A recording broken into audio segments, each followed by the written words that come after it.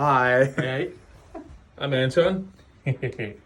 Yeah, so I'm at Vox Academy in Cheltenham, I think. Yep. And one day I will be on this wall. I hope. We'll see. I started 4 years ago with this guy right here. And yeah, he's helped me out like unbelievably. He's the one who told me to my first gig. He was there when I did my first Vox concert, which was awesome. And then he convinced me in doing open mics. From there, started a band, and from there I started an originals band, and I'm keeping going. So I'm the singer of Antonomous, which is a covers act, and I'm also the singer of upcoming band House of L, which I'm really excited for. And yeah, I can't. Thank you so much.